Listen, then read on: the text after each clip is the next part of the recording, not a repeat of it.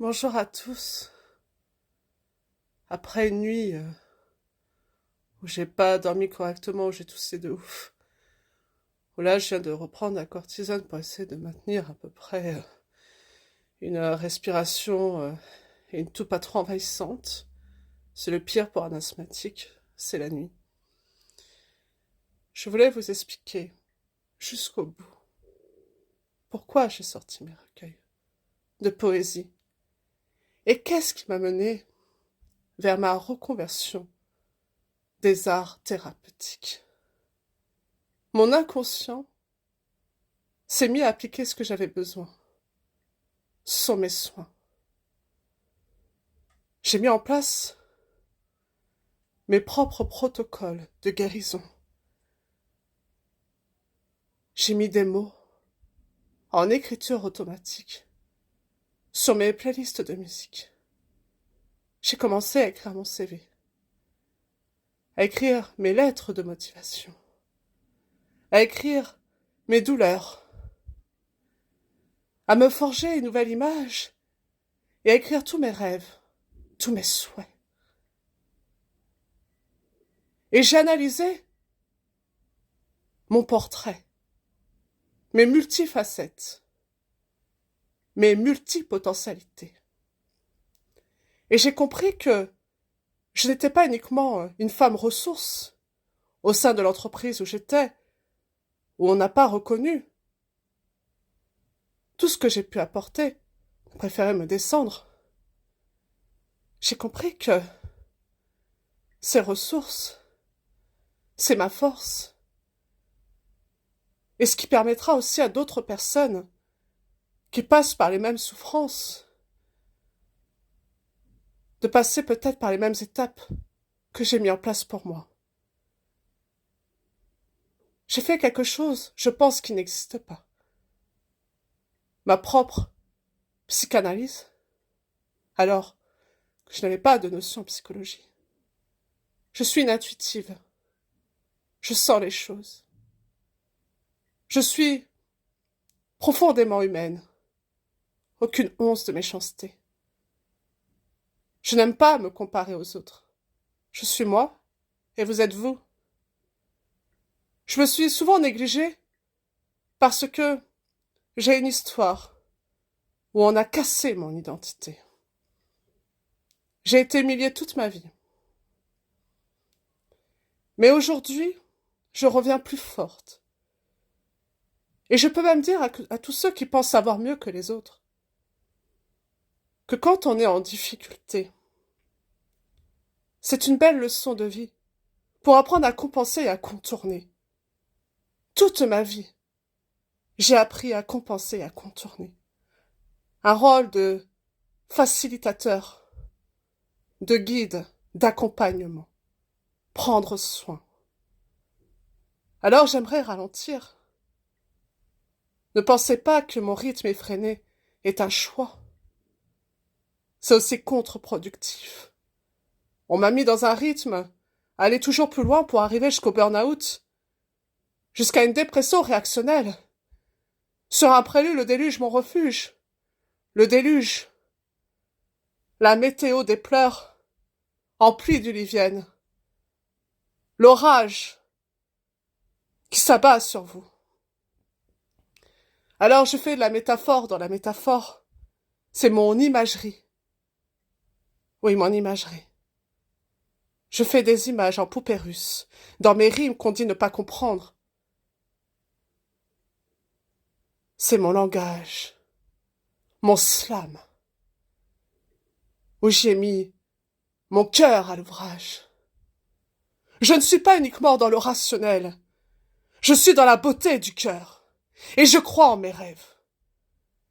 Tous ceux qui ont essayé de me saboter, tous ceux qui pensaient me dire, m'aider, mais qui n'ont pas respecté mes choix de vie, qui voulaient décider à ma place. Tu es bonne à faire ça. Satisfais-toi, mais c'est pas ce que je veux faire. J'aime qu'il y ait du sens. En amour, au travail. Et plus rien n'avait de sens. Tout partait dans les sens. Dans tous les sens. Et on me disait, tu pars dans tous les sens, mais parce qu'on n'arrive pas à me suivre. Chacun son rythme. Je ne suis pas le problème, je ne suis pas de trop. Je n'en fais pas de trop. Je sais où je vais. Je ne suis pas une incapable.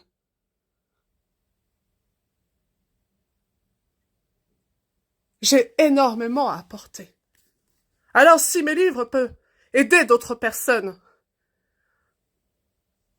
à aller mieux, à apprendre à exprimer ces onomatopées, ces bruits que l'on étouffe au plus profond de soi, mes respirations qui m'indiquaient que j'étouffais là où j'étais, la perte d'audition parce qu'on m'entendait pas, parce que je ne m'écoutais pas, parce que je m'auditionnais pas.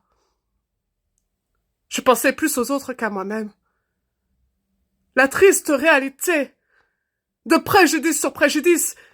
Et ceux qui disent vous aider, vous jugent. Et vous disent c'est pas grave, il y a pire que toi. Ah, ils savent pas ce que j'ai vécu. C'est encore ma capacité d'encaissement, de trompe-l'œil. Ce n'est pas parce que je vous regarde avec le sourire, ma Joconde, mon côté Joconde, que mon côté Marianne ne souffre pas. Quand la Marianne pleure, elle se meurt dans sa demeure.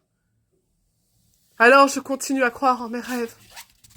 Je me suis bâti un nouveau portrait, celui qui me ressemble, haut en couleur.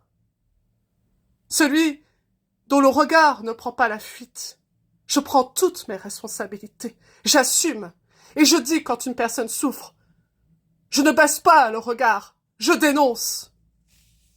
Et aujourd'hui, je parle pour moi, pour dénoncer pour les autres, pour que les autres puissent parler également. Mon rêve aussi, d'avoir enfin trouvé l'homme de ma vie. L'homme avec lequel on m'empêche d'être avec lui. Pour une question aussi d'identité. Question de papier. Alors je fais mes albums photos. Mes albums de voyage. Ceux où je rêve sans arrêt d'une meilleure vie. D'une vie avec du sens. Oui, je suis sur de nombreux combats. Le handicap. Les multidis. Les multipotentialités, les dépistages, l'audition, l'asthme, le rôle de parent d'élève, le rôle de lanceuse d'alerte, le rôle aussi dans les administrations dont les démarches ne sont plus adaptées à la plupart des personnes. On ne forme plus correctement, tout va vite. Où va le monde? Alors oui, je ne suis pas conventionnelle. Oui, je n'ai pas des études comme tout le monde. J'ai un parcours difficile. J'ai vécu dans la ville, la cité la plus pauvre de France, là où il y a du racisme, là où il y a des inégalités, là où on juge sans cesse, là où c'est pire en extrémisme. Mais pourtant, je ne suis pas devenue extrémiste. J'ai réussi à surmonter tout ça. Alors, quand on me cherche des excuses pour dire j'ai la haine de l'autre, quand moi je l'ai subi de plein fouet, et qu'à aucun moment j'ai de la haine. Oui, j'ai la rage de vaincre, pour avoir de la justice, pour réparer les douleurs, mais certainement pas pour devenir méchante, ni pervers, ni que sais-je. Je ne pouvais pas m'imaginer que j'étais si candide, si optimiste dans ce monde. C'est la raison pour laquelle je m'identifie comme Voltaire, celle aux cheveux d'une super saillant, d'une héroïne. Car ce que je fais, c'est avoir le courage de dire haut et fort ce qui dysfonctionne. Je suis la Marianne Joconde, défenseuse des droits de l'homme et des femmes et des enfants dans le monde entier.